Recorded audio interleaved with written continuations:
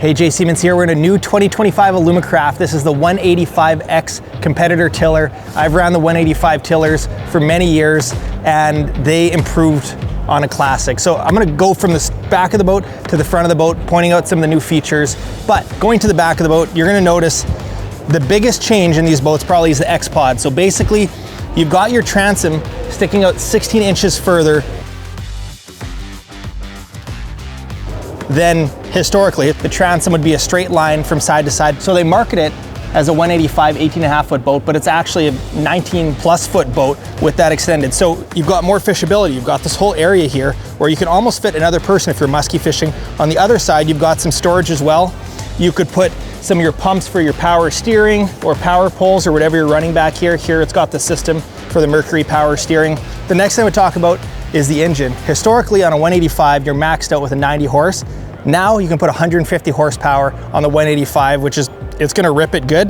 Then on the back here, you've got different configurations depending on what you wanna do. I think there's 3 different configurations for the live well. This one is the big boy live well.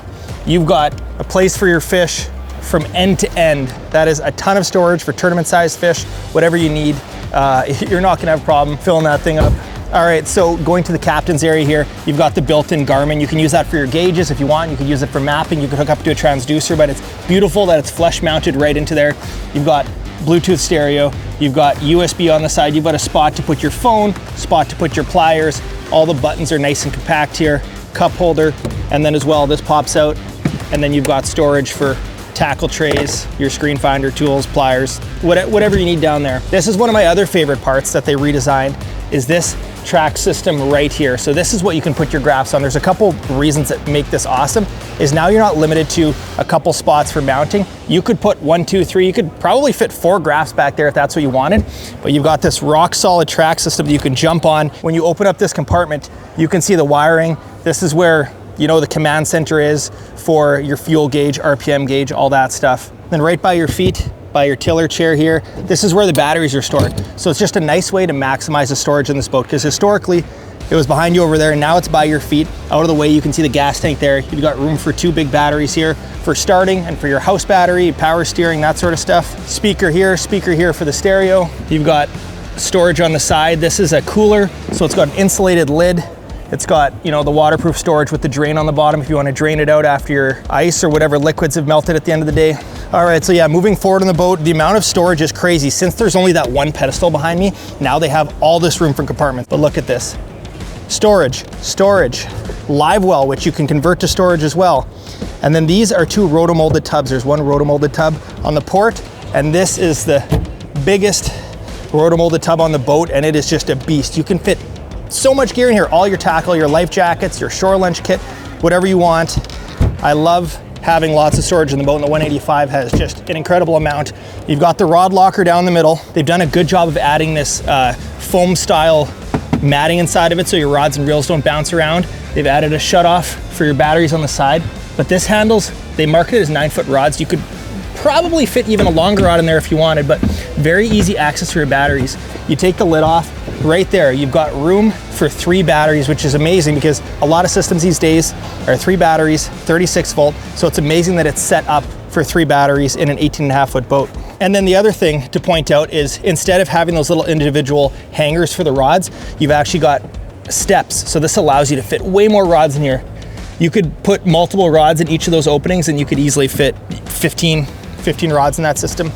This helm is what's one of the other main redesigns of this boat. So when you look at it, you can see that recessed angle for your graph. So you have the option to flush mount a graph. It's got this plate here and you can cut it out and fit up to a 12-inch graph. But beyond that, you can see these 4 screws. And the beauty is you pop that off and there's never been easier access to get at your trolling motor, get at your wiring. I know it can be so tough sometimes to rig your trolling motor, but to be able to pop those screws out and just to be able to get in there and have light and access, that part's amazing. So like I said, this whole nose is redesigned.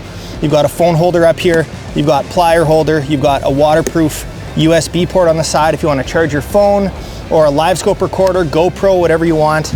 You've got the 2 holes here for rod storage as well.